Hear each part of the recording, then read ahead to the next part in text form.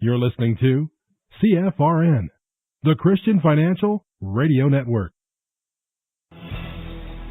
Good afternoon, traders, and welcome back to the CFRN E-mini Futures Cast. This is the daily broadcast of Indeterminate Length, where we discuss all things E-mini, along with some really big ideas on the finer points of trading gold, bonds, crude, sugar, the euro.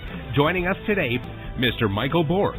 From our trading desk in Chicago, Mr. Burton Schlichter. Now, to get things started, let's go to our host and founder in Studio A, overlooking South Mountain, America's largest city park.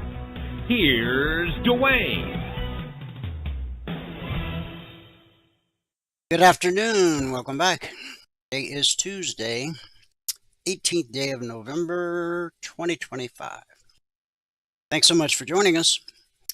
Wherever you are, we're just glad to have you right here, right now. 2 live broadcasts every trading day. The first broadcast is private. That's our live training room. Get in there, you got to be a member or taking your 1 week free. If you have not yet taken your 1 week free trial, Michael joins us in about an hour. He'll walk you through the steps. It'll take you about 3 minutes. We'll get your indicators up and indicating today. The trial will officially start tomorrow and run all the way through next Tuesday afternoon when the markets close at 5 p.m. Eastern. The weekend does not count against your trial, and there's no credit card. Other's maiden name or your favorite pet. You need is your TradingView ID so that you get your indicators indicating. It's pretty simple. Now, when you take the trial, you're not just getting access to the live training room 2 hours a day, giving you access to everything we do 24 hours a day. See, we go to work Sunday night at 6 p.m. Eastern, work around the clock, Friday afternoon at 5 p.m. Eastern. All you got to do is follow the instructions Michael gives you when he joins us at the top of the hour. He'll do that first, then he'll give us a recap of what happened in the live training room this morning, then do a little bit of live trading. We are going to dive into our daily devotional. As you can see, it's on the left side of the screen. Now, this afternoon broadcast, there's 2 different ways that you can join live. Best way, go to mytradingiq.com. Scroll down to where it says noon broadcast. Click the link, fill out the 30-second registration form. Done. Going forward, every trading day, you'll get an email about an hour before this broadcast starts. In the email, there'll be a link. So at 12 noon Eastern, just click the link in the email, and it logs you right into our platform. The benefit there is you'll have access to the question box, so you can ask questions and participate in the discussion. Of course, there'll be days you're out of the office, away from the desktop. This time of year, maybe you're on vacation, visiting family and friends for the holidays. But you still want to join live because you got the bug. There'll also be days when you're busy, so you can't join live, but you want to get caught up later. You can do that too. In fact, you can do both of those via our YouTube channel, which is easy to remember. youtube.com/CFRN. That's the Christian Financial Radio Network since 2005. But all you need to remember is youtube.com/CFRN. Not only do we broadcast live every trading day on our YouTube channel, as we're doing right now, simulcasting, also archive each and every daily broadcast. Currently, there are over 2,900 daily episodes archived, educational, and viewing pleasure. youtube.com/CFRN. Okay, the topic of our devotional that we've been on now for 19 days It's a 28-day devotional. Why so long? Is it so important? Sharing. Today's scripture is 2 Timothy 2, verses 22 through 26, and I'll be sharing it from the NIV translation. Flee the evil desires of youth and pursue righteousness, faith, love, and peace, along with those who call on the Lord out of a pure heart. Don't have anything to do with foolish and stupid arguments, because you know they produce quarrels. And the Lord's servant must not be quarrelsome, but must be kind to everyone, able to teach, not resentful. Opponents must be gently instructed. Hope that God will grant them repentance, leading them to a knowledge of the truth, that they will come to their senses and escape the trap of the devil, who has taken them captive to do. That was 2 Timothy 2, verses 22, 6. Handling opposition. One of the most challenging situations you may face as a witness for Christ is when someone opposes the gospel. According to Paul, what is needed most at that moment is gentle instruction. This involves grace and truth. We instruct with truth to explain the gospel with clarity, so that the other might understand. But we do so with grace, so that our manner attracts rather than repels.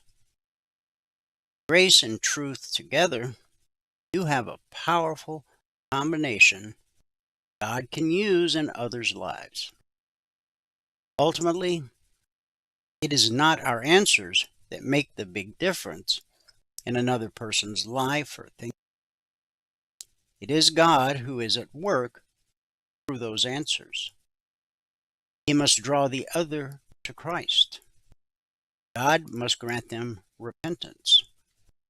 Won't see everyone turn and come to faith.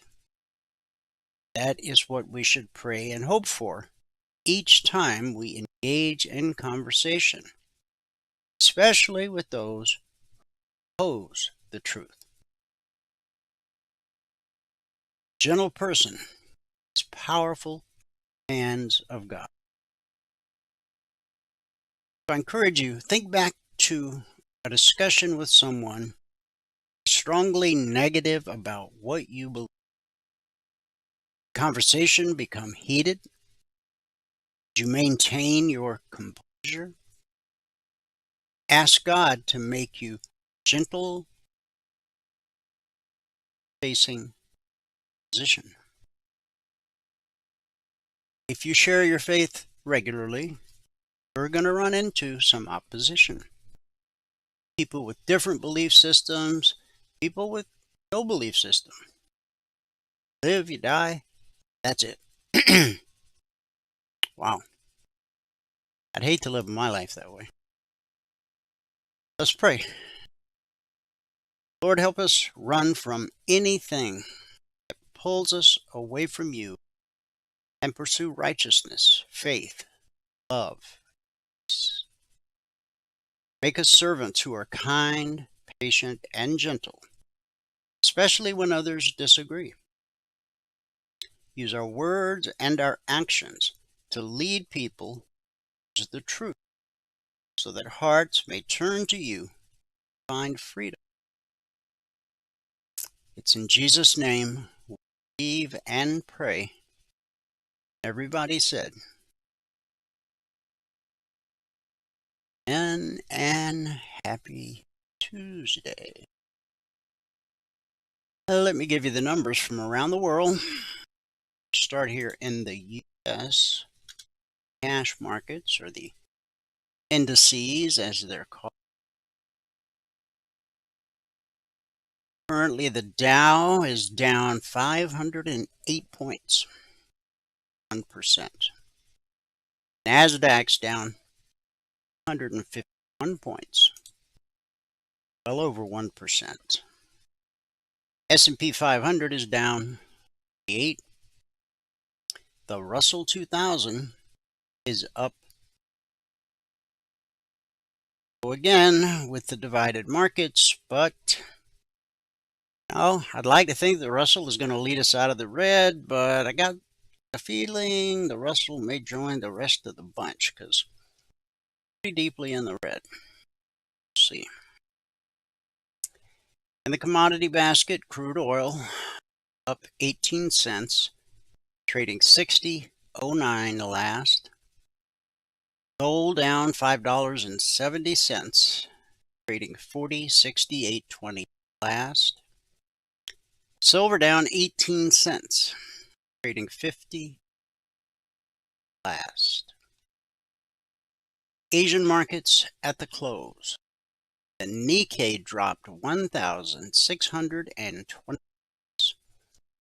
That's 3.25%. The Shanghai fell 32, almost 1%. The Hang Seng dropped 450, 103%. And in the European markets at the close, FTSE down 123, 1.25%. The DAX down 417, 1.75%. The CAC down 150, almost 2%. So, we had a red day in Asia. It was a red day UK. And it would be a red Radio Tuesday here in the US of A. But the Russell is still positive by a little over everything else. I'm sure that'll change by the end of this broadcast. Turning to global news, the acting chief of FEMA, that's the Federal Emergency Management Agency, resigned yesterday after 6 months on the job. David Richardson's tenure was marked by scrutiny. FEMA's response to July's deadly floods in central Texas, which killed more than 130 people, children, all-girls summer camp. Richardson drew criticism for having no disaster management experience and for what colleagues described as a lack of accessibility during the Texas floods. A former Marine Corps officer served in Iraq and Afghanistan. He also served as Assistant Secretary, DHS Countering Weapons of Mass Destruction Office. Richardson had taken over as FEMA's acting head after his predecessor, Cameron Hamilton, was removed following opposition to the Trump administration's plans to restructure the agency and shift more disaster response duties to the individual states. Karen Evans, who has served as FEMA Chief of Staff, became the new acting administrator as of December 1st. A domestic war crimes court in Bangladesh yesterday sentenced ousted Prime Minister Sheikh Hasina and her Home Minister to death, violently suppressing student protests last year. The UN estimates over 1,400 people were killed and thousands injured, primarily by Bangladeshi security forces during 3 weeks of protests. The unrest began after a June 2024 court decision reinstated government job quotas, favoring relatives of freedom fighters from the 1971 Bangladesh Liberation War. Although most quotas were later scrapped, protests expanded to broader grievances: stagnant private sector jobs, high youth unemployment, and rising inflation. The unrest became the biggest challenge to Hasina's government since she secured a fourth consecutive term in January, which the main opposition party boycotted. Concerns about a rigged electoral process. Hasina's father, Bangladesh's assassinated founding president, has reportedly been living in exile in New Delhi, Home Minister since August of 2020. India has so far declined Bangladesh's extradition request. Wow. They're going to put Mr. to death if found guilty. Pheromones. You know what those are? I'll tell you. Parasitic ant queens can manipulate a colony into killing its queen using chemical warfare. The move allows the invading queen to take control and trick workers into raising her offspring until they die. Ants have been known to commit matricide, killing their queen and biological mother, including cases when a queen is no longer fertile. There have also been documented cases of regicide, where an invading queen kills another by beheading her, biting her throat. However, yesterday's study is the first to detail how a newly mated Suus orientalis queen tricked Lasius flavus worker ants into doing. The invading queen sprayed the host queen with liquid from her abdomen, believed to be formic acid, masking the host queen's scent and causing her daughters to see her as an intruder. Worker ants then descended on their queen mother en masse. Man, it really is a jungle out there. Turning to Wall Street. Sorry, I got nothing warm and fuzzy to share with you. Stocks retreated today as worries about an AI bubble in the broader U.S. economy continued to set markets on edge. Pivotal NVIDIA earnings report and shutdown delayed jobs data on the horizon. Bitcoin briefly dipped below 90,000 on Tuesday for the first time in 7 months, deepening a sell-off that wiped out all of the leading cryptocurrencies gains for the year. That fueled alarm in Asia, where Japanese stocks booked their worst loss since April, and helped push 10-year Treasury yield.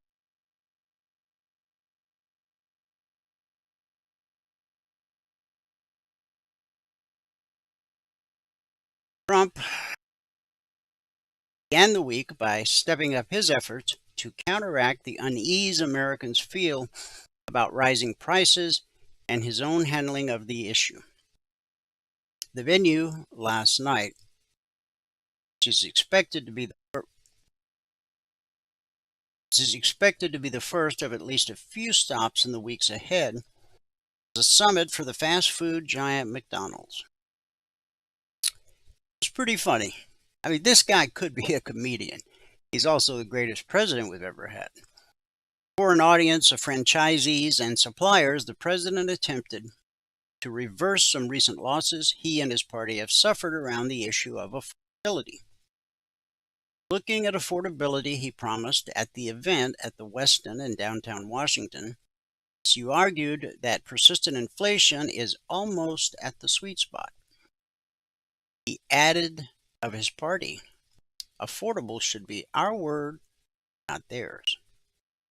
Remember, under Biden, we had 9% inflation, highest in history.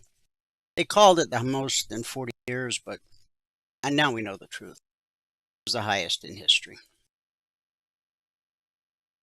And of course, Trump made some nice jokes about he's the first McDonald's fry cook president of the States. I'm sure you all. Reuters.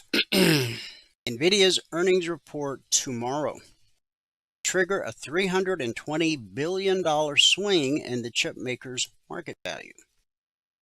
The largest post-earnings move ever for the AI giant, as investors seek signals about whether the artificial intelligence boom is accelerating or down. NVIDIA options implied about a 7% move for the stock in either direction after it announces its quarterly results, which are expected following the market close tomorrow. At NVIDIA's current market value of about $4.6 trillion, options implied move would represent the largest one-day market value change following quarterly earnings for the AI bellwether. On average, the stock has logged a move of 7.3% day after reporting results over the last 12 months. Chipmaker has become a focal point for investors seeking exposure to the AI boom, its graphics processing units dominating the market for training large language models and other AI applications. And NVIDIA at the moment is down $4.13 a share, about 2.25 cents. Mind, those earnings will come out tomorrow, probably about 4:05.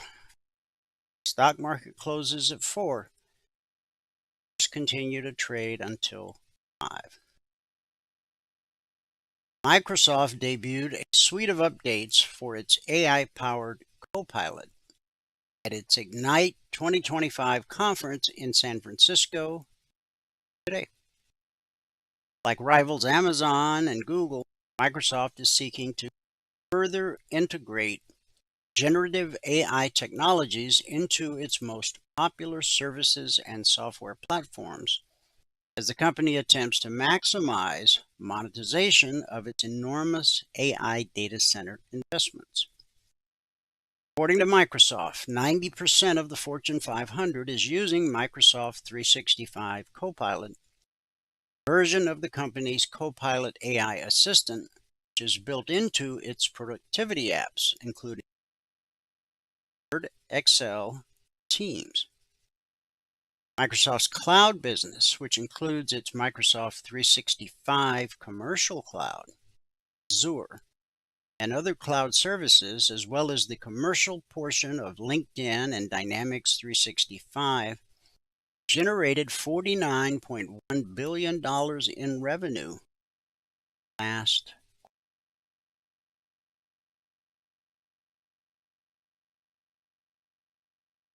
Well, we're not getting any younger, are we? Last I checked, we weren't. The average retirement age is 65 for men and 63 for women, based on the Center for Retirement Research at Boston College. That's up from 63 and 60, respectively, in 2001. Blame the moving target on increased life expectancies, rising age for full benefits from Social Security, cost of health care, or any number of other hurdles. Life after work. Meanwhile, investing to fund a retirement likely to last 15 to 20 years or more often predicts the need for a nest egg of $500,000 to more than $1 million, depending on your retirement income. That can be a formidable goal for workers who start saving late, battling inflation, struggling with significant wage gaps.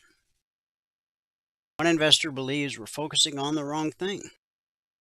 Retirement should not be about a big number, cash flow. Joseph Drups left the Air Force in 2014. He was searching for an entrepreneurial passive income, that literal check in the mail income with little or no work. Instead, as he wrote on his Drups, that's DRUPS, investing website, traded his time for money as a computer programmer, website developer, digital marketer. After 3 years of searching for a way to break the chain, my time and my income, he discovered small business investing. Not startups, existing local businesses, even if they were barely profitable. Groups is nowhere near retirement, but he thinks that investing in small businesses lead to the recurring income that eludes so many traditional stock market investors. After his first online acquisition, he began adding one business after another, which produced only modest income. As he brought additional small companies into his operation, income grew as anything but passive. I was simply buying a job, he said. His earnings grew from a few $100s a month, 5 figures of annual revenue. Still, the combined income would not be enough to retire on. His goal is to scale his strategy with other investors, allowing the operation to hire managers and operators. Sam Dogen, better known as the Financial Samurai, was an early advocate of the personal finance concept of FIRE. It's an acronym for Financial Independence, Retire Early, 2009. Master of passive income and provides proof of successes and failures by publishing spreadsheets detailing his income. What does Dogen think of the Droops strategy? He told Yahoo Finance in an interview, that's a terrible passive income idea. 48 years old now. The older I get, the more I want to allocate my cash to 100% passive income investments. Stocks, bonds, right? Rental properties in his 20s and 30s. If a tenant had something break, okay, no problem, let me fix it. This is from Dogen. A portfolio of businesses would create the same challenges. The idea is interesting from a potential capital return to passive nature. He says businesses such as vending machines, laundromats, and car washes may sound good. Too much work for too little return. Dogen combines income from savings, stocks, bonds, rental properties, publishing royalties to produce a diversified passive income. However, successfully implementing the strategy over the long term tempt even the most fruitful. My family and I could have been set for life. Instead, due to my inability to beat back real estate, fear of missing out, I blew up our passive income. Because our passive income is now much lower, we are no longer financially. He sold a large portion of his investments to buy a nicer home. I went from feeling wealthy to feeling house rich, cash poor, literally living paycheck to paycheck, and hoping a tree wouldn't fall on my roof. Whether your retirement strategy is to build an ample investment account for retirement, lean on business income, manage an enterprise, or in all of the above approach, you want to refine your thinking about your target retirement age. Now, as we grow older, we have to be more aggressive with our investing. Aggressive, that means taking on risk. It really isn't the smartest thing in the world. But what else are you going to do? You can't turn back the hands of time. I don't know anyone. They're late teens, early 20s. This is what you should give them for Christmas. I don't know how much you have set aside for them, 25 bucks, 50 bucks, 100 bucks. Don't hand them the cash so they can go out partying.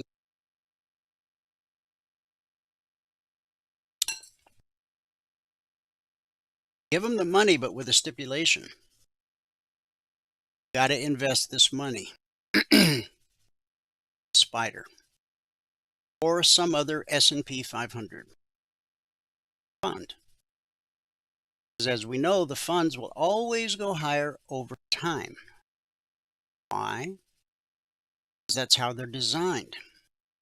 See, the board at Standard & Poor's is always monitoring the 500 companies that make up S&P 500.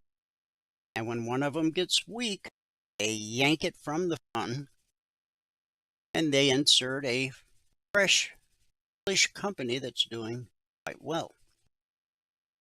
So instead of you having to do all this homework and look at price to earnings ratios, let the professionals do the work at Standard & Poor's.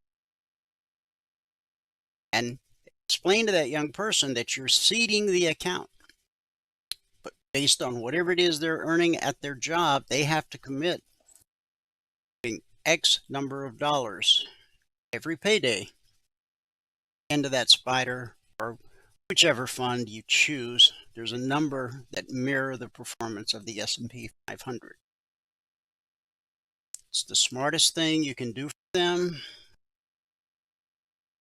They're in their late teens, early 20s. They'll be able to retire at 50. I know that doesn't do a lot for you, but it should make you feel good because at least you're able to give to someone you don't have. I talk about that a lot. It just makes so much sense. When the market's down like it is now, you get more bang for your buck. Market's riding high, you get less bang for your buck. So over the next 30 years, that young person is going to dollar cost average. In other words, they're going to put 10% that, 10% comes off the top. That's for God. 10% comes off the top. After that, investment. Then you pay your bills. And you make sure you have an emergency fund. And then if there's anything left over, still go to the movies. Alphabet's Google on Tuesday launched the latest version of its artificial intelligence model, Gemini, emphasizing that the new capabilities will be immediately available in several profit-generating products like its search engine. Gemini 3, arriving 11 months after the second generation of the model, appears on paper to keep Google at the forefront of the AI race. In a press briefing, executives highlighted Gemini 3's lead position on several popular industry leaderboards that measure AI models.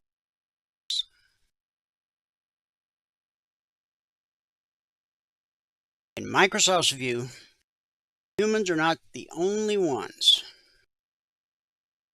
who manage a workplace. Manage in a workplace. Artificial intelligence needs a manager too. The software maker today announced Microsoft Agent 365, a program for its customers to track what it expects to be 1.3 billion agents automating office work by 2028. Agents are AI-powered programs that perform tasks on its behalf. Microsoft and other companies are actively marketing agent software. While some customers have successfully deployed these systems for code generation, others have struggled with implementation, fueling concerns about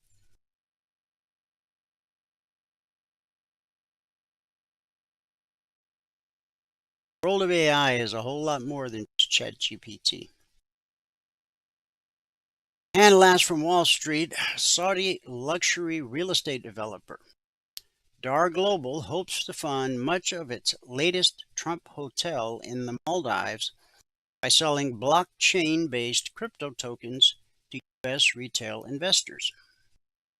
London-listed Dar Global is one of the Trump Organization's main overseas partners. 7 projects under development, including an 80-story tower in Dubai, golf resort in Qatar, hotels and high-end homes across Saudi Arabia and Oman. According to Capitol Hill, had the government shut down in 1958, Dwight Eisenhower office, how many people would have been at risk of losing their federal food stamps? None. Good reason for this. There was no federal food stamp program at that time. Now, America is a nation where politicians in both parties argued during this year's government shutdown. Politicians in the other party guilty of depriving people of receiving food stamp benefits from the federal government's SNAP program. House Speaker Mike Johnson held a press conference on the last day of October in which he blamed Senate Democrats for blocking funding for the food stamp program by refusing to approve a clean, continuing resolution to fund the government. If there was any way to fund SNAP during the Democrat shutdown, be assured that your commander-in-chief would do it, said Johnson. We are now reaching a breaking point thanks to Democrats voting no on government funding 14 different times. SNAP benefits for millions of Americans are drying up. It's about 1 in 8 people in this country rely upon this to literally put food on the table. Blame for this lies 100% senators sitting over there, Democrat Party. Now, I want you to think about that, said Johnson. You're going to have real people, real families. You're going to have children who will go hungry beginning this weekend when those resources. 3 days after Johnson made this argument, Chuck Schumer, who led his party into causing the government shutdown, joined most Senate Democrats in proposing a resolution demanding that President Donald Trump resume full funding of the SNAP program despite the shutdown. Did you know there's more people on the SNAP program than there are people in the entire state of California?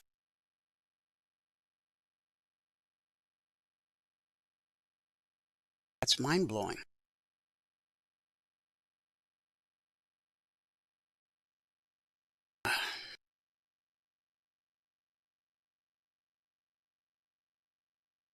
This will blow your mind. There were 5% more federal workers, 2.77 million in 2020, 2.9 million. President Joe Biden left the White House. The costs of paying this vast legion of bureaucrats exploded 84% during the same period. Much of the skyrocketing payroll cost is due to spiking paychecks. Employees making more than $100,000 annually salary, period, according to Open the Books, Illinois-based nonprofit that maintains the world's largest, most current internet database of public spending. Go to that site. Federal workers making $100,000 plus annually increased 49%. Biden. Those making $200,000 plus saw their ranks grow 82%. Bureaucrats being paid $300,000, 84%. 7,600 people, 15,000. Federal worker compensation increased so widely in the government workforce that the average pay exceeded 100,000 in 117 of 127 executive agencies and the White House. 2024, 31,452 federal employees out-earned every one of the country's 50 state governors. Average salary of all 50 state governors was just under $150,000 in 20. New York has the highest paid governor, coming in at $50,000.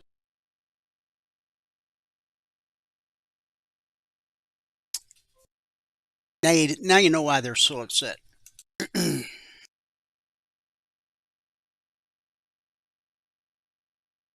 The U.S. Supreme Court has agreed to take up a case that could have a big effect on the 2026 midterms.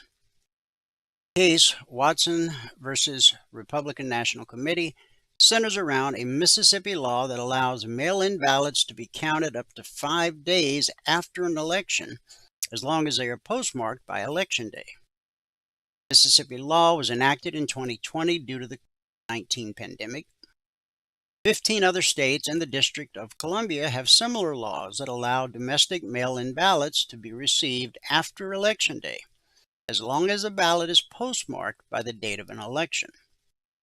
In Illinois, mail-in ballots can be received up to 14 days after Election Day. Now, come on, man. It only takes 3 days for a letter to travel from coast to coast. Anyway, the nation's highest court will decide whether to uphold a ruling from the 5th U.S. Circuit Court of Appeals that said ballots must be received by Election Day to be counted. The Supreme Court now has a chance to set the record. All right. Let's go to the local news, Logic 247. It's our 24/7 around-the-clock E-mini alert service. Last week, which was week 380, we had 67 total alerts.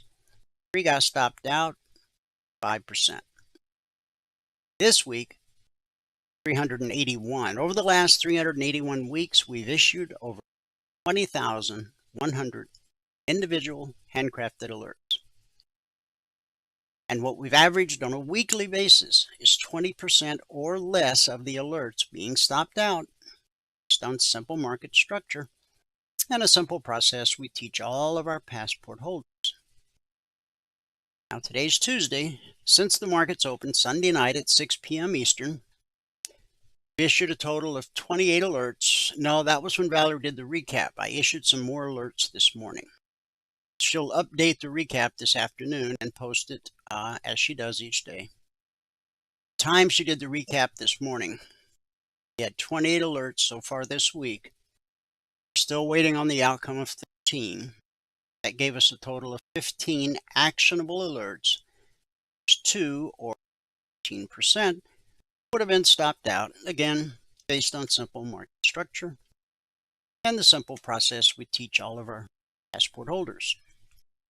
Now, the real purpose of the logic alerts is to teach you how to read a chart. Every logic alert is an entry price, long or short, initial target, additional targets, and a final trade to target. If you never ever trade a single Logic 247 alert, please use them for the reason intended, and that's to teach you how to read the chart. The goal is to trade for a living. It's not going to happen until you learn how to properly chart and understand where to expect potential resistance and where to expect support. Right there in the chart, you just got to know how to read it.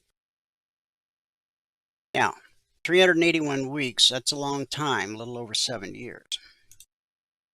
But years before we had Logic 247, we had our original alert service, the concierge trade alerts.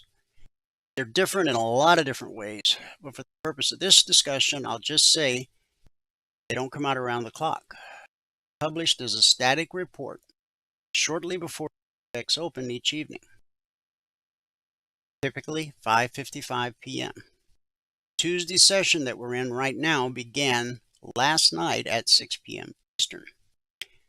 All of our traders had all of these targets 5 minutes before the market opened. ES, the Dow, the Russell, oil, NQ, silver. As we go through the charts of each of these individual markets, just remember, our traders had these numbers 5 minutes before the. So with that, we can go to where we always go at this point. S&P 500 daily chart. All right. We came all the way down to the zero line today on the fib extensions. Got the bearish cross. Red line is crossed below the green line. Price always reverts to the mean. In our case, the mean is green. We call it the BBC. Stands for bull bear cross. Price crosses above the green line, we're bullish and expect higher prices. Price crosses below the green line, bearish, and expect lower prices. Now, we had a false signal right here a week ago this past Friday. Then we got the identical signal. See, to go from bullish, which we've been, and every pullback has held since April 20. Bullish. It's pullbacks. Every one of them. Held. 6-day pullback. Every one of those candles touching the BBC. As long as it's touching, it's a hold. That 6-day pullback led to new all-time historic intraday and closing highs. And then we got a candle that opened and closed below the BBC. That tells us a bear market has arrived. But it did something a little. Now we're back where we thought we would be Friday a week ago. Yesterday we closed right at the 24% fib extension. Today we spiked the zero line, but we are well off the low of the day. Got lots of resistance overhead. So, where should you look for support? Here, here, here, and then here. 24% fib retracement. Now, that's the shallowest possible fib retracement. That's all we get. Well, it's been a long time since we had a 24% retracement on the daily. I really think we need a good 38, 50% retracement to power the bull market through next year. But it's getting awful close to Christmas, and all the fund managers are trying to figure out what they can do to hang on to their bonuses. I think many of them are choosing now to flip and go short. Which doesn't look like a bad idea. All right. All the alerts, both the logic alerts and the CTAs, the concierge trade alerts, are created on the chart. Magic about 30 minutes. It's just the time frame I chose years ago, and I've stuck with it. Vertical line separates today, Tuesday, from yesterday, Monday. Horizontal lines are our weekly trading zones. Next month will mark 16 years that we've published the weekly trading zones for our members. Price drops to a weekly zone, we expect support. Otherwise, price rallies up to a weekly zone, we expect resistance till proven otherwise. Only one of three things happens when price encounters a weekly zone. 70% of the time it's this, consolidation. 20% of the time rejection, 10% of the time slice. This was the opening candle last night. below the BBC, so we expect lower prices. Consolidated here along zone 66.95/96. Then when climbing, turn to red and falling, and down with short target. Now let's say you didn't get in until the open of this candle. 66.75. That's 8 points to the target, and then a whole lot more. That's if you just got in here, 8 points. You only need 2 points to get your goal. Now when the black step line crosses red and falling, that means look for a retracement back to the BBC. Price always reverts to the mean, and the pullback holds more often than it doesn't. Held, held, and held. I don't know if this one's going to hold or not, because we still got 9 minutes left in the life of this candle. Okay? And then we would need another candle to open and close above to go from push to push. It's pretty simple. Hit the short target, and we hit the short target. We hit the zone. Support bounced us up to the underside of the short target resistance. Now we got to see what happens. Hang on.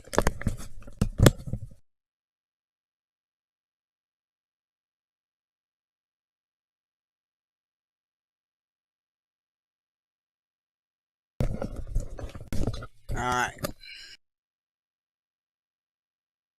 Dow. So we opened last night below the C, so we're expecting lower prices. And hit the short target and traded through it. Now, if you look left far enough, you'll find the reason the market found support here. That sent us back to the BBC and the weekly zone. That's resistance times 2. And again, the pullback held. Then we go back to the short target, trade through it, and put in a double bottom right here. And if you look far enough back left, you'll see why. Same as the ES, price is trying to get above that BBC. Expect resistance at the underside of the short target. After that, zone. Russell, where we opened last night, dropped to the short target and the weekly zone, consolidated.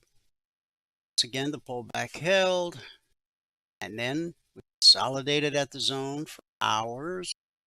Now, price is above the BBC on the Russell. Remember, that was the only one that was green. And it's headed for this weekly zone, 68/69. Going along from 64 to 68, looks like a, make it 64 to 67. Yeah, 64 to 67. Okay, that's 3 points. You only need 2 points to get your goal. NQ. This was the open last night. We dropped to blue and climbing, which is bullish, so that pushed us up to the BC, and the pullback held. Just like that pullback held, that pullback held, that pullback held. Sent us down to the short target. We spiked it.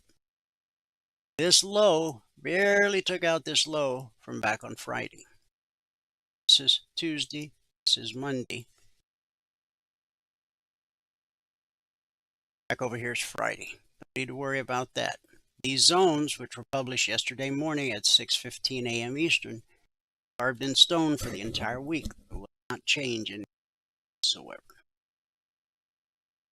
The NQ, after dropping to the zone at 370/71, now trying to rally its way back up, 65/66.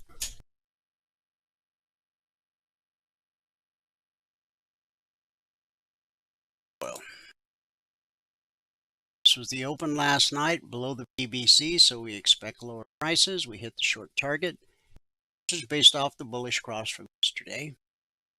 The line gets above the green line and leads to an extended move. First time price revisits that area will almost always support. It was. We dipped below the zone. Didn't take out these lows. That's a sign of strength. And right up to the long target to the tick. And we got a retracement to the BBC and the pullback. We hit the short target, but the pullback held. See, every candle is touching. Now what are we trying to do? Trying to take out this high from yesterday. And if we do, we should slide right on up to the zone at 6040/6040. Gold, we opened below the BBC, so we expect lower prices. And it dropped right to the short target by 2200 hours. 10 o'clock, 10 p.m. Eastern. No, actually, it got there at 9. Now, the opening price last night was open. Opening price was $40.45. That is a $3,000 per contract move down to the target. Consolidated, red and falling, turned to climbing. Get a leg, we get a retracement, the pullback holds. Get a leg. These highs right here from yesterday. It's market structure. Get a retracement to the BBC. Again, this pullback held, this pullback held. So where's resistance? After that. After that. And last but not least, silver. Silver opened last night below the VC, and it hit the short target in the first hour. Second 30-minute candle. Okay, you only need 2 pennies. This candle opened at $39.94 and basically dropped 50 cents, which is $2,500 per contract. Price of silver moves $1, that's worth $5,000.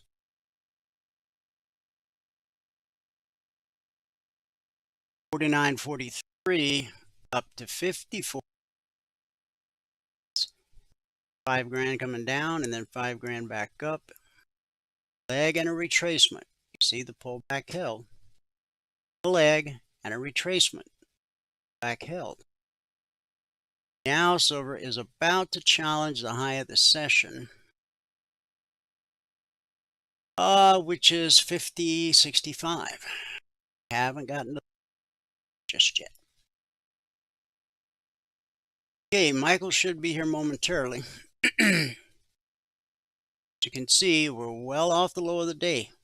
That 0 line on the fib extensions, super nice bounce. I think I hear Michael. I am here. I just typed it in the wrong twice. Okay. He's going to give us a recap of what happened in the live training room this morning. A little live trading as time. Bart would like you to contact him so he can get back in the game. It's in the question. Okay. It's in the question box. Okay. Okay. I will try to do that. Now let me get stuff over here. Uh-huh. There you go. Not yet. There we go. It's good. Okay. All right. All right, guys. When Michael's finished, I'll come back and we'll wrap up with our good. All right. Here we go. Which one? This one. Nope, not that one. This one. Here we go. All right. Good afternoon, everyone. Today is Tuesday, the 18th day of November 2025. Now, if you have not taken a free trial with us, go here to mytradingiq.com, mytradingiq.com. Click on the purple button right here. There is no credit card required for the trial. Just click on that purple button, and it will bring you to this registration page. On this page, all that we ask for is your name, your email, and your phone number. Hey, I just noticed the password is birthday. That's because my birthday was last weekend. Down here at the bottom, give us your TradingView login ID. Okay, we need that, the indicators indicating on your charts. So give us that TradingView login ID. Hit register, and we'll get everything going for you. Now, today was not a good trading day. I mean, we ended up okay, but we had 11 stop outs, and a few trades at the end is what really brought us to where we wanted to be on the day. We were back and forth, and the markets were whipping all over the place. It was a complicated day. But if you're going to read the spreadsheet, you have to read all the CTZ risk disclosures down at the bottom. We managed to get 108 ticks on the NQ. Half of that was one trade. 42 ticks on the YM, 28 ticks on gold, and 20 ticks on the ES. Now, on the NQ, 108 ticks was the high of the day. On the YM, 42 ticks was not, 47 ticks was the high of the day. On the gold, 28 ticks was the high of the day.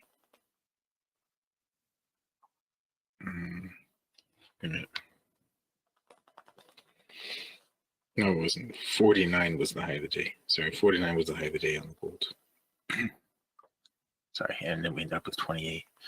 On the ES, 20, it looks like it was the high of the day. Yeah, 20 was the high of the day. So we ended up with $1,280 a contract. It took us 3 minutes and one trade to get to $1,250. That was a 10-tick trade on the ES. And we took a total of 59 trades this morning with 11 stop outs in those 59 trades. So 81% of our trades this morning were break even or better. And that puts us at $12,637 over 9 trading days, averaging $1,404 per contract per 2-hour trading day. On the year now, on the year, we were up $243,450. Look, I have a new section. We're up $243,450 over 199 trading days, averaging $1,223 per contract per 2-hour trading day. Now, by the end of the year, I want to maintain that $1,200 a day. Following the 24/20 blueprint, we got over $7,000 an hour today. So starting with one contract and working our way up with the 24/20 blueprint, we managed to get over $7,000 an hour. That is good stuff. The last time we got to $7,500 an hour, we started out with 13 contracts. Granted, we only went 8 months, but still, we started out with 13. Yes. So in the 24/20 blueprint, so far this year, if you quit trading when you get the goal for the day and add one contract per month, so far this year, you would be up. You would have only had to work 27.5 hours, and you'd be up $193,602 if you did it just like me. Just like me. Okay. All right. Let's get into the actual trades. Now we're just going to go right across the markets. We'll start out with gold and control and back. And it looks like the ES is where we had the majority of the trades. Looks like. Seems kind of odd.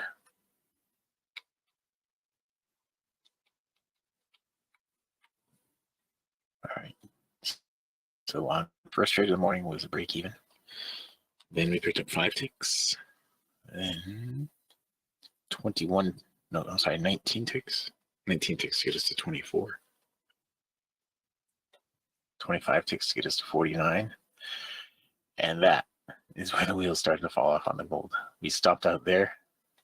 And then at a break even, we had another stop out in there. We went from 49, well, okay. They went from 49 down to 34. The break even, where's the other stop up? There it is. Okay, so I didn't add this in. Whatever that gain was there, I didn't add that in. We had a break even, another break even, and then we stopped out here, and that brought us down to 9. I think, right?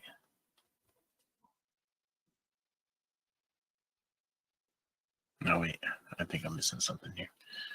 All right, I think there was a stop out in here, and that brought us down to 9. And then we had a break even in that gain, brought us up to 21. And then we had this stop out, called break even. Then this stop out that brought us down to 6. Then we had another stop out that brought us down to -9. Then we had a +2 that got us to -7. And a +25 that got us up to 18. And then somewhere here at the end, we had one more +10 right there that goes up to 28. Okay, so that was it. 28 is where we ended it on the morning session. Now, during the break,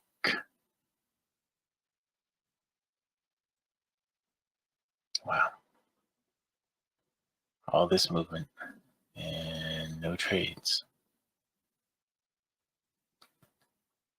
And that wasn't one. That wasn't one. That was one right there.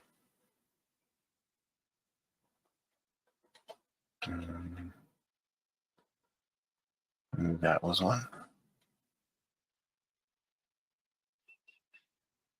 That was one. None of them are clear stop outs yet. So they are all, that was, I don't know. I don't think that would have stopped you out. I think it would have given you a break even. And that's it. We really didn't have a ton of opportunity there during the break. There were a few of them, but not a ton. Now, the YM. Let's go all the way back on the YM. And they're back and forth on the YM a bit this morning, too.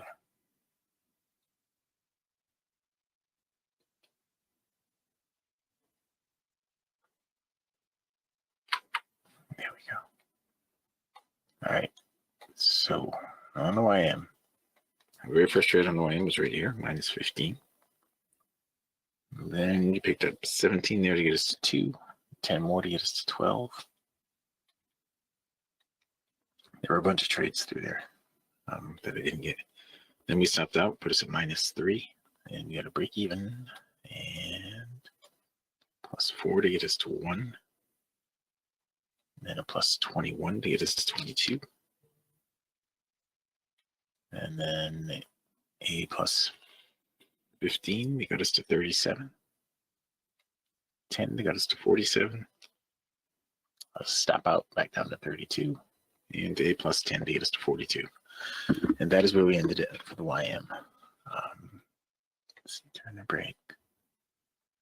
That wasn't a trade right there. It would have been this one right here. That's one would have been a trade. That first one didn't come out of the oversold. You see it stayed green. That was there.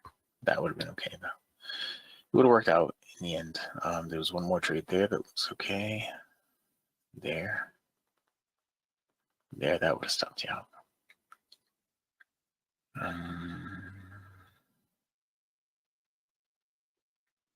That would have stopped you out.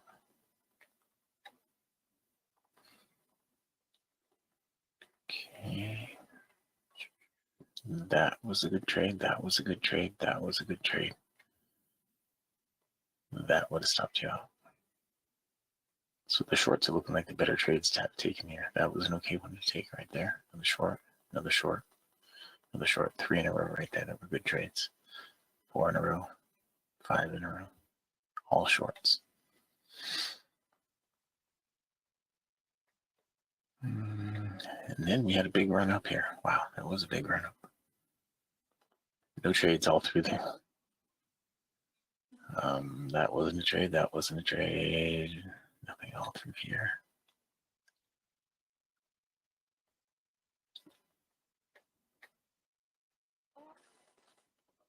Nothing there. That was it. That was pretty much it. We had a lot of opportunity on the short side on the YM during the break. Not much on the long side. And we ended up with overall 42 ticks on it. Now the ES is where we had the majority of our trades this morning, which is odd. I really didn't think we were going to have it on the ES. I thought we were going to have it on the EQ. That's what I was counting on.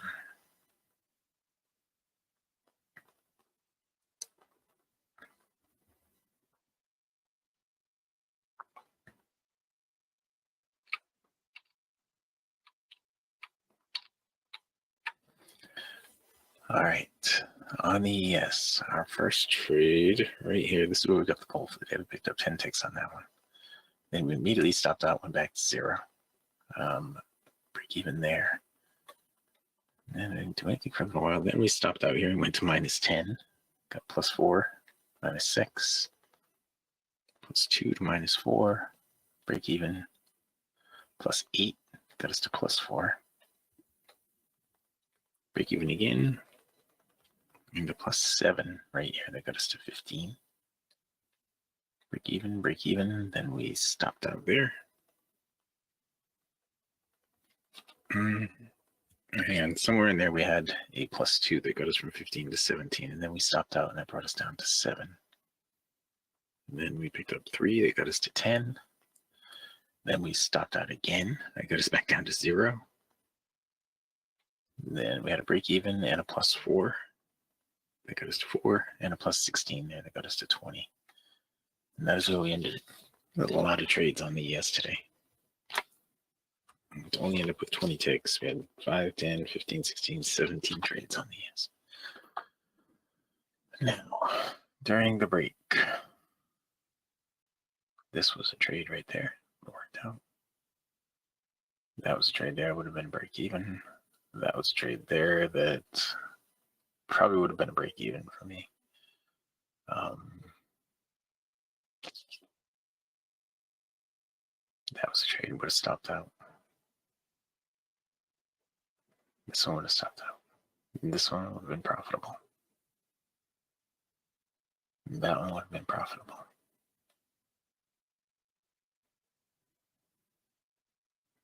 That one would have been profitable. That one would have been profitable. That one would have been profitable.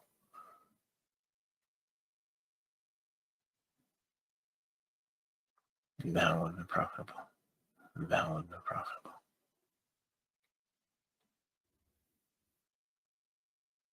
That one would have been profitable.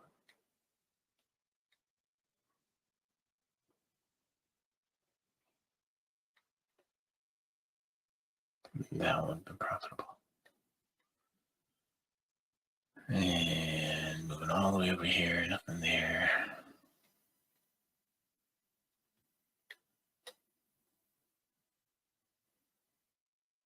That would have been profitable.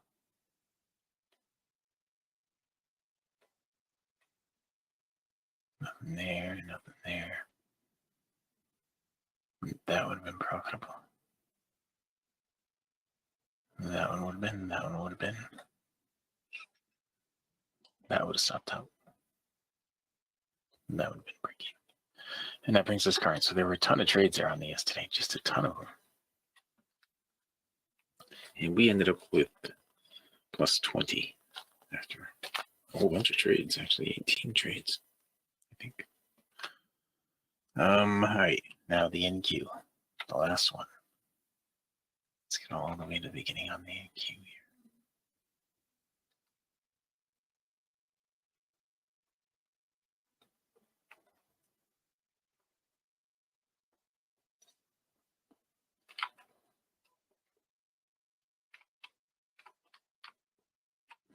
All right. So on the NQ, our first trade here was a +1. We had a lot of small ones, +1, then that went from 1 to 2 to 3 in those first 3 trades. Then here we got a 12 that got us to 15. Then we went from 15 to 16, 16 to 27, 27 to 28, 28 to 36, 36 to 37, 37 to 38, right there. Oh, I'm sorry, 37 to 38 there. Then 38 to 44, and then finally, we had a break even there, but we finally had a big trade. I think it was right here. We had 50 ticks. We went from 44 to 94. And then went from 94 to 104. And then there's one more somewhere. One more 4-tick trade. Went from 104 to 108. And that is where we ended it with the NQ today.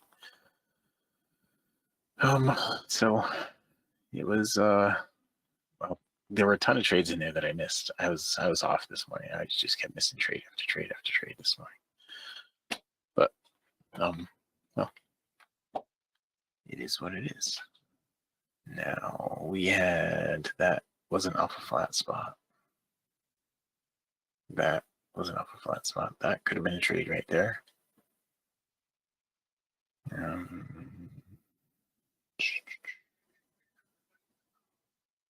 That right there was a trade. That was a trade.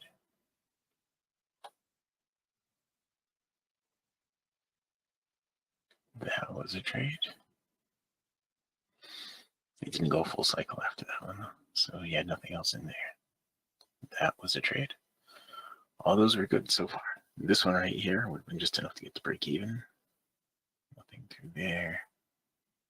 That was a trade.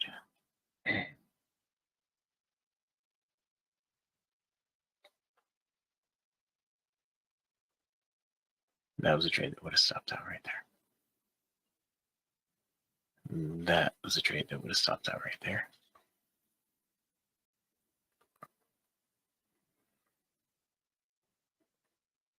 That was a trade.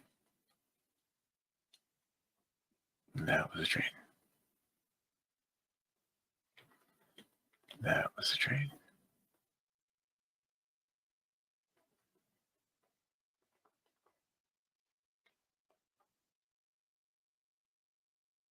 Nothing through there.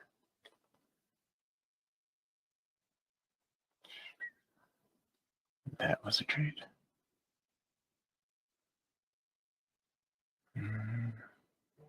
Nothing through there. That was a trade. And that was it. And that was all of it. Or the NQ. Right? That was it for the NQ. So that's how we wrapped up the morning session. On the NQ, we ended up with 108 ticks. On the YM, 42. On the gold, 28. And on the S20.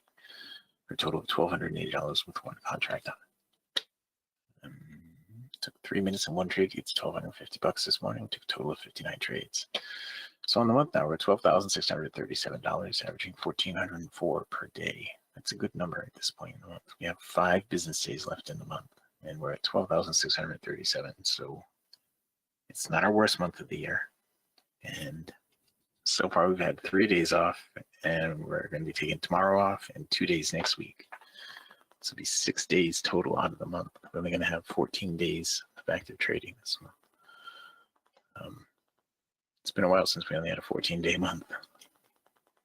21, 17, 22, 18, 19, 19, 16, 17, 20. I think that's it, right? And that was all of this year. So we haven't had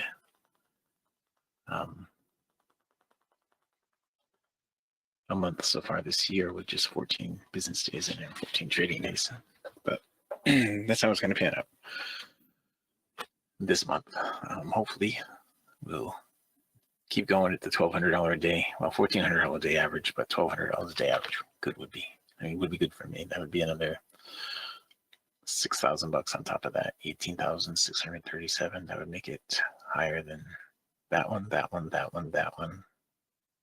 Yeah, so it would be about 5th with only 14 trading days. All right. So I added this section down here. This week I started keeping track of this stuff, and break even a better percentage, number of ticks, number of trades, number of stops. I started keeping track of that. So let's get in there and start adding to that. Gold needs an up close followed by a down close. The NQ actually, the NQ actually had a trade right there. And the NQ, I just got 4 ticks in profit on that. I'll show it to you in a second. I think I got 4 ticks. I changed my bracket around on the NQ to go to +4 after it gets 6 ticks in profit. Okay. Can I add a break even button to your charts?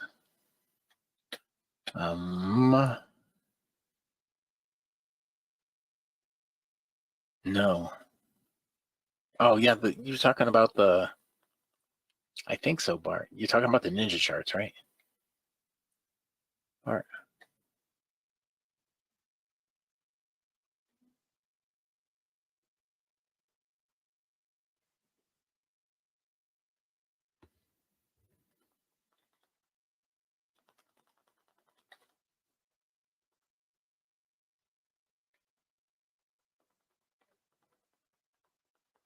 Okay, I just wanted to show you that NQ trade. It was 1.62 to 63. Okay, so let's go here and we'll add that in there. 4 there, 1 there. Okay, yeah, I'll try to borrow. I gotta go back and look at the instructions on that. I don't remember how to do it, but I could be talking to David, who created that thing, later today, maybe. I'm not sure. All right, so this was not a trade here on the NQ because it didn't come off the midpoint. The gold needs an up close with a down close. The ES needs an up close with a down close. The YM just needs to hit the midpoint and give a down close. Okay. So there it is with the YM. It just needs a down close in there now. The ES also needs a down close. Okay, I missed the gold one over here a minute ago. All right, the YM is quite a ways away from it now, but it could still happen on a down close, I think. There it is on the down close. Okay, and the ES closed down 2, I think. The YM I'm going to lock in. Well, now I'm going to lock in 10. And we're going to be out with 10 on the YM. The S did close down. Okay. It hasn't gone enough to bump my stop to break even yet, though. I got a bad entry on that one. Here it is. We got 10 on the YM. Let me put that in over here. 10 on the YM. 10 on the YM. Number 2. And go back in here. It looks like we're about to stop out on the ES. We haven't stopped out yet, but it looks like we're going to, and we just did stop out on the ES. I've been back and forth on the ES all day today. So the ES is minus 10. This is 3. That's 1. Okay, get back in here. The gold looks like it's about ready to give another trade right here. The ES, the YM, and the NQ, I'll just flip the YBRs up. Gold looks like it's going to give a short trade. It's going to high 68.8. You'd be selling 67.8. Right in there on the gold. Okay. Now the NQ, the ES, and the YM are all setting up to go long. The gold stop just bumped to break even here for me. I'm looking 2, 5.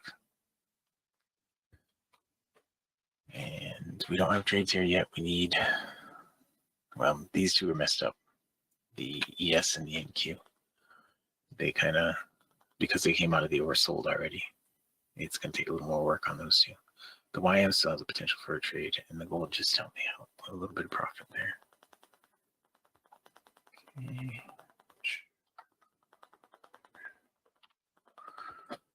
Okay, back here. The YM still has a chance for a trade. The ES and the NQ. You'd finish a move up and then come back. Okay.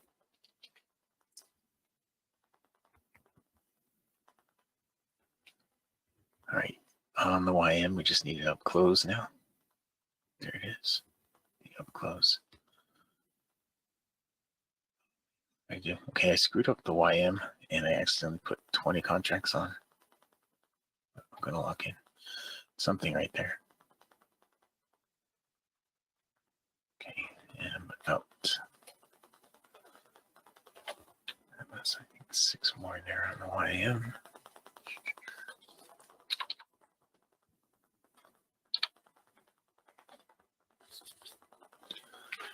Okay, get back in here. We don't have a trade here or here yet. We need one down close followed by an up close on the NQ. So we need that up close now on the NQ. Actually, the NQ is too far away. It's not going to be a trade. It's too far away. Yes, needs a down close. Nope, it gave you the up close right off the midpoint right there. It went into the oversold and gave you an up close off the midpoint all at the same time. It's not the ideal place for a trade. It didn't come together the right way, basically, is what I'm trying to say.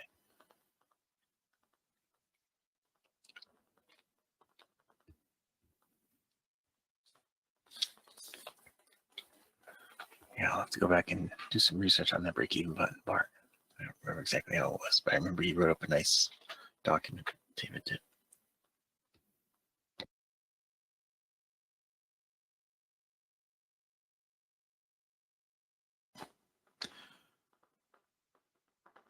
So when you say back in the game,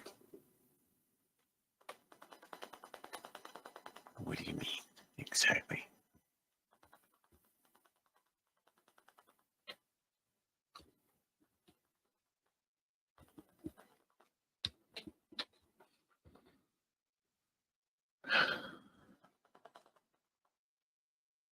All right, so we need an up close followed by a down close here, and up close followed by a down close here, and we didn't flip the YBR on the YM. And up close followed by a down close on the gold too. All right, so these three markets right here, those three all need the same thing. And none of them got it. They all just went straight to the down close.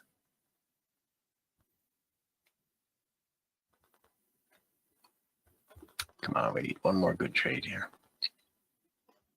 We have about 3 minutes left. It's plenty of time for one more good trade on the NQ. Here it is. It's coming up. Just need a down close on the NQ, down close on the ES, no down close on gold. Could have one more trade on every one of those.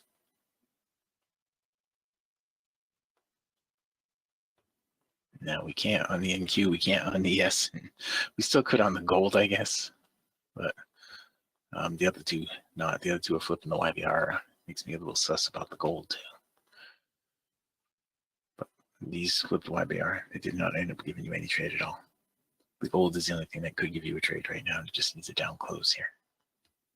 Okay, and there it is, and a little bit of a gap.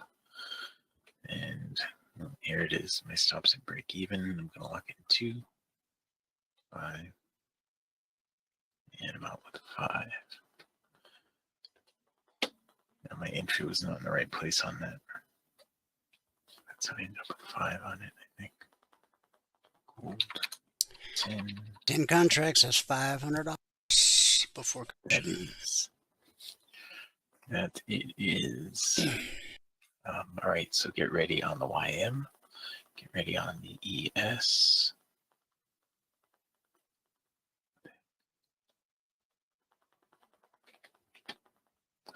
And on the NQ. Okay, so so I didn't get ready on the YM, but I did get ready on the ES and the NQ, and the NQ gave me 1 point. It went up and came back, bumped my stop to plus a tick. I mean, plus not a tick, plus 4 ticks. It took me out with 4. The ES took me out at a break even, and I didn't get the YM trade on. So we had 4 there and a break even there. So that puts this up to 8. We add 2 onto this total right here. Is that an 8? Okay, and now we need a down close here on the gold. That's gonna be, it's not gonna be high enough. It's gonna be way too high. Sorry, it's gonna be way too high. It's not a trade there, not a trade there, not a trade there, not a trade there. All right. Did Mark come to this session? I don't think he did. McLeod did. Could be out there in YouTube land, I don't know. Yeah, he could be, I think. Right, that was not a trade there, not a trade there, not a trade there, and not a trade here. And we are about to run out of time. So we'll get one more good trade off, but all 3 of these marks are sitting exactly the same look right here. You see that? They all need pullbacks to hit the midpoint and trade off that. NQ's pretty close right now. The ES is right there too. ES just needs a down close of the current bar. Okay, now the ES needs a down close of this bar. YM too. And even the NQ. All right, now they're all too far away. So I put orders on every one of those markets and none of them are going to get filled. Okay, well, I guess we're going to have to wrap it up. It's time to wrap it up. It's 1:30. They all went too far. This is how the day's been. They've just been whipping around across the midpoint. They're not stopping at 50% retracements, and they're flipping the YBR back and forth and back and forth. It's, I don't think I've seen a day like this since we started doing the YBR with the background colors. Anyway, so this is how we're going to end up for the day.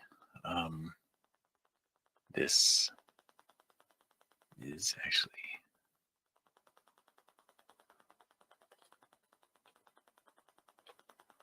$95. Is that right? Plus 8 there, plus 16 there, plus 10 there. Something's wrong in this formula. Multiplying times 10. And it's not, it's, there it goes. Okay, that's better. $950. With one contract, I guess that would have been $95. yeah, $95. I'm just trying to do the math. This was minus, with one contract, that was minus 125. Okay, that makes sense. See that? Yeah, the minus 10 right there. But that's right. I just copied the formula down, so this is correct here. All right, so that puts us on the day at $950 with 10 contracts, and $95 with one contract. We took 8 trades. We had one stop out. So let's copy this, and we'll see, paste. So 87.5% of our trades were break even or better in this session. All right, so thank you. And if you have not taken a free trial, go here to mytradingiq.com and click on this guy right here. Once you click on that, there's no credit card required for the trial. Just click on that, and you will be sent to this registration. Pause. Think. You'll be sent to this registration page. Just fill it out. Once you fill out this page, we'll give you all the information you need to get into the room with us in the morning. Okay, get your indicators indicating on your desktop, which is where you really want to be when you have the trial going on. All right, and that's it. With that, I can pass it back out to fabulous James, Arizona, in Studio A, overlooking South Mountain, America's largest city park. And Bart, I'm putting you and Peter down on the list. Okay. You, Peter, I need to get there. Get with. A recap of the morning session. Today, Dwayne, it took 3 minutes and 1 trade to get to $1,250. Good job. Thank you. Thank you very much. Bart just said what? What? I'll get in touch with you. Okay, Bart. I got to figure out how to do that thing. That thing. You know the thing that you're asking about. Oh, Yes, the thing. all right, guys. We've already covered all the markets in granular fashion, as we do each and every broadcast. So if you missed any of it, as soon as I sign off, you can go to youtube.com/CFRN, watch today's broadcast in its entirety. As you can see from this chart, we're well off the low. Now, yesterday we closed right at the 24% fib extension. Today we dropped all the way to the 0 line on extensions. Now we're almost back up to yesterday in the neighborhood. Say that. Now, I covered all of this again in granular fashion already, but just so you can see on the alerts last night, we opened right at the weekly zone, one of the weekly zones, headed right on down, short target. Bounce, the pullback held, and that brought us down to this weekly trading zone. Price rallies up to a zone, we expect resistance. When it drops to a zone, we expect support, until proven otherwise. And as you can see right here, you can take out this high right here. Got potential resistance right here at 66.89. And you got clear sailing up to 66.95/96, which is the weekly zone. Now, next month will mark 16 years that we've published the weekly trading zones every week for our members. Next month. And thing that's changed about the zones over the last 16 years is absolutely nothing. Serious. Support to resistance, back to support. Support. Next, you got support. Okay. Push up, you got resistance. It's pretty simple. Dow, we opened below the BBC, and so by 11 o'clock we had hit the short target, consolidated, bounced up to the BBC and the zone, back held, back holds more. Get a big leg, retracement, get a double bottom, and now we've had a candle open and close above the BBC. Oh, no, that one's touching. This one here isn't touching. This candle, see, it's still got 24 minutes left in its lifespan. If it doesn't touch the green line, the BBC, that would be a bullish signal on the chart, but you got to watch for resistance at the underside of the short target. All right. Now, again, I covered all this in granular detail, so if you want to watch it later, you can. Price drops to the zone last night. Here's the open. Vertical line separates today, Tuesday, from yesterday, Monday. Zones came out yesterday morning at 6:15 Eastern, Monday. We consolidated at the zone quite a few hours. Then we made a run up, and we ran into resistance at the zone. So we're now in our second 30-minute candle trying to break through.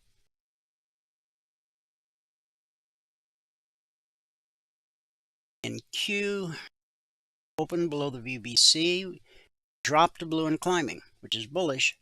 That sent us up to resistance. Support always sends the market looking for resistance. Resistance always sends the market looking for support. Now this low from Friday, we overshot it just a little bit. In a double bottom, sent us back to the BBC, the pullback held, leg and a retracement, the pullback held. Then we found support almost to the tick at the weekly zone, and that support sent us all the way back to the zone above. Now are experiencing resistance. Oil, oh, what happened to crude? Beginning of the broadcast, those who were tuned in heard what I said, and we did it and then some.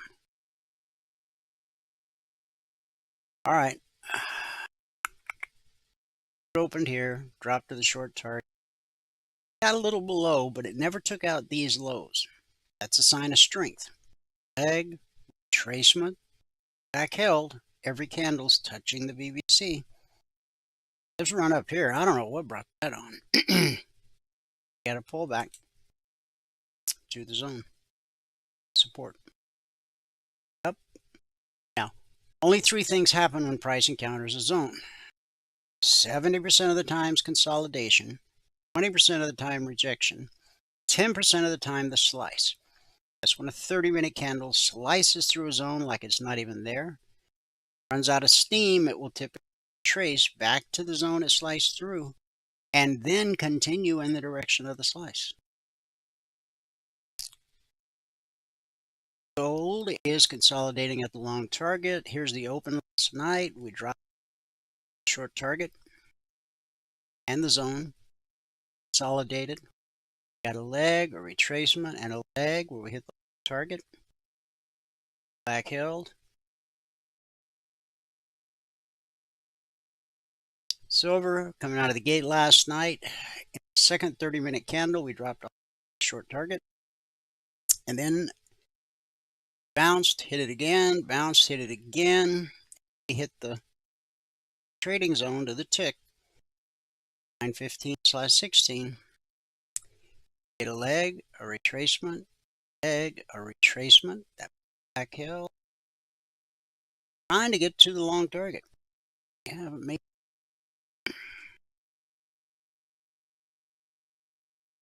this candle.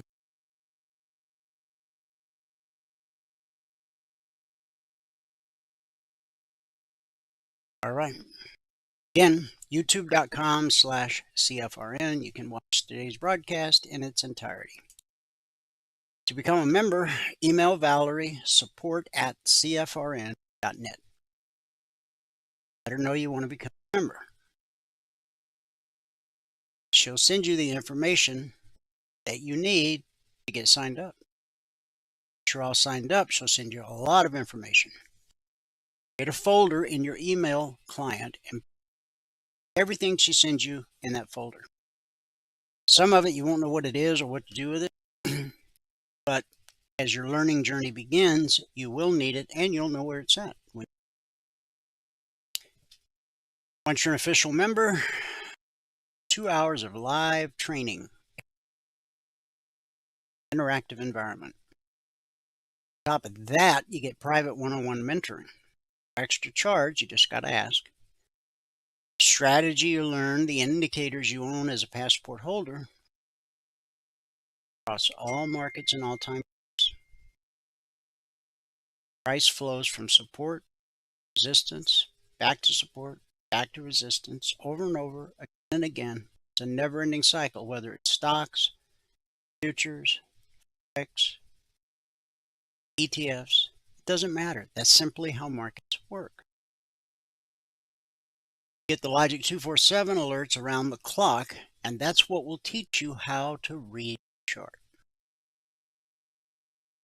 Get the concierge trade alerts every evening, typically 5 minutes ahead of the Globex Open. Every Monday morning, you'll get the weekly trading zones at 6:15 a.m. Eastern. Every Thursday night, you'll be able to attend the members only workshop. And you'll get the gold that open all the private channels, and there's quite a few. Everything a trader needs, all under one roof. Now we do have a new option available. Okay, so if price has been an issue for you in the past, now Valerie say, hey, I want to become a member. Wayne mentioned today that there's some new option available. See what she tells you. I think I'm pleasantly surprised. All right, let's wrap it up with our good day.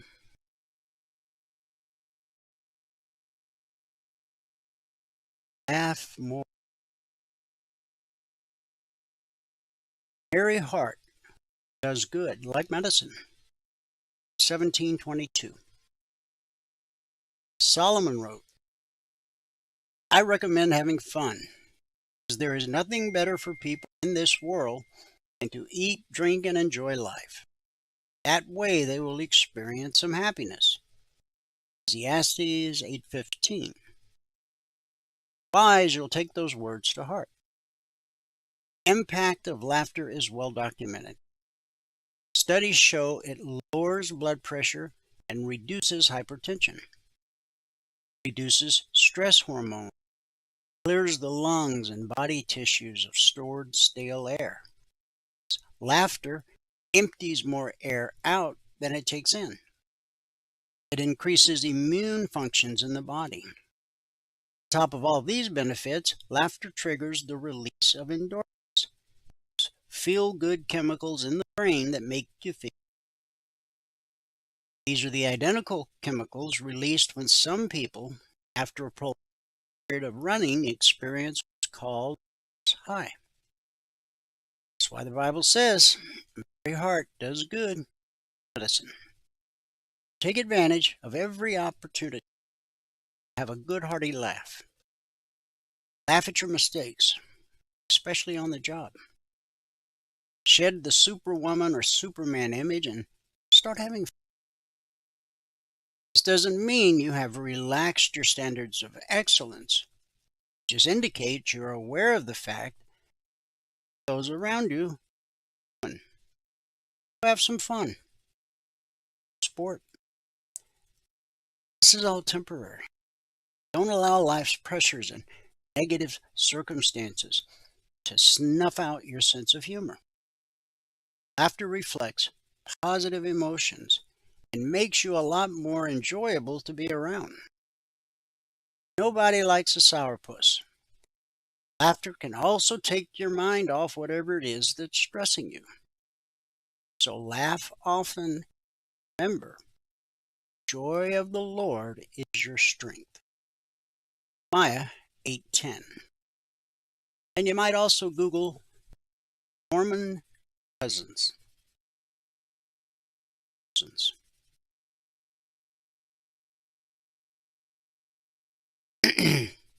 And what it can do for you. That's our good word for today. Thanks so much for tuning in. Wherever you are, God continue to richly bless you. See? And with His grace. I'll see you at the bell.